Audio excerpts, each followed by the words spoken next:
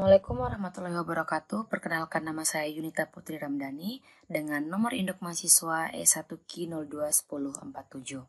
Pada kesempatan kali ini saya akan mempresentasikan progres dari proposal skripsi saya yang berjudul Pengaruh Model Pembelajaran Problem Based Learning terhadap pemahaman konsep dinamika rotasi pada siswa. Yang pertama di sini ada latar belakang yang dimana pendidikan fisika di sekolah menengah memiliki peran penting dalam membentuk pemahaman siswa mengenai konsep-konsep dasar yang menjadi fondasi ilmu pengetahuan. Nah, salah satu topik yang sering dianggap sulit oleh siswa adalah dinamika rotasi, karena kesulitan ini seringkali disebabkan oleh kompleksitas konsep yang melibatkan berbagai besaran fisika seperti momen inersia, torsi, dan hukum-hukum Newton.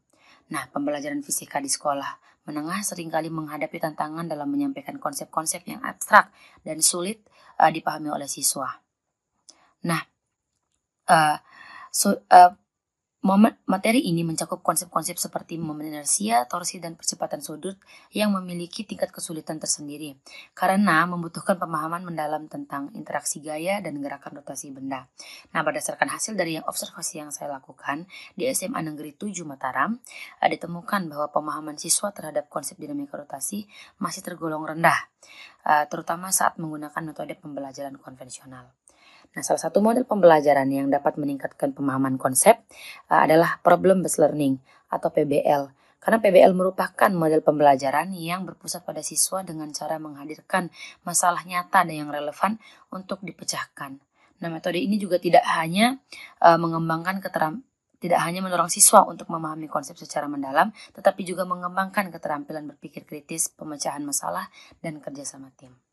Kemudian di sini ada rumusan masalah dan tujuan, yang dimana rumusan masalah di sini adalah dalam penelitian ini apakah penerapan model pembelajaran problem based learning berpengaruh terhadap pemahaman konsep dinamika rotasi pada siswa. Nah, kemudian ada tujuan, yang dimana tujuan dari penelitian ini yang ingin dicapai dalam penelitian ini yaitu mengukur efektivitas problem based learning dalam meningkatkan pemahaman konsep pada siswa.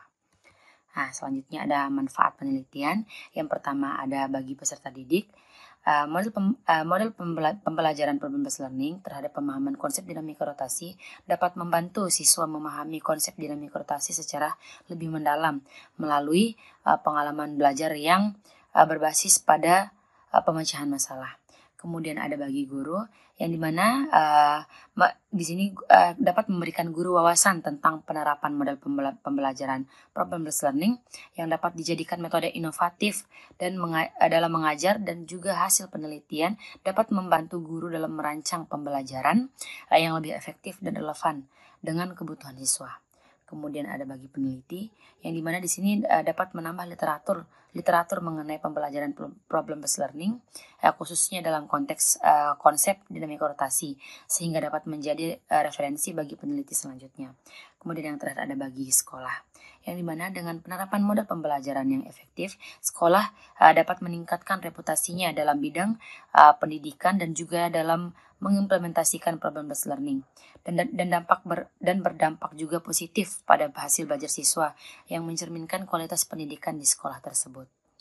Kemudian ada landasan teori. Yang pertama ada problem based learning, yang dimana problem based learning adalah metode pembelajaran yang menempatkan siswa dalam situasi masalah yang nyata, mendorong mereka untuk melakukan penyelidikan dan menemukan solusi secara kolaboratif. Yang kedua ada pemahaman konsep. Di sini pemahaman konsep mencakup kemampuan siswa untuk pengetahuan yang sudah ada serta menerapkannya dalam konteks yang berbeda.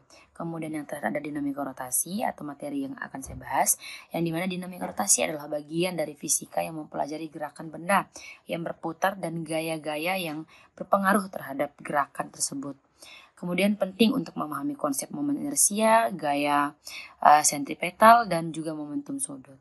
Kemudian yang terakhir ada metode penelitian, yang dimana pertama ada jenis penelitian.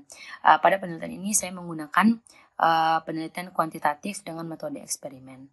Kemudian ada desain penelitian, yang dimana saya menggunakan prates dan juga pasca tes, yang dimana biasa disebut dengan pre-test dan post-test. Kemudian ada populasi dan sampel. Di sini saya menggunakan siswa kelas 11 di SMA Negeri 2 Dompu, menggunakan 2 kelompok siswa. Yang pertama ada yang menggunakan kelas kontrol, yang kedua ada menggunakan kelas yang menggunakan model pembelajaran problem based learning. Nah, yang terakhir ada instrumen penelitian yang dimana di sini saya akan melakukan tes pemahaman konsep menggunakan soal pilihan ganda atau uraian yang telah diuji validitas dan reliabilitasnya. Ada juga kuesioner untuk mengukur respon siswa terhadap model pembelajaran problem based learning.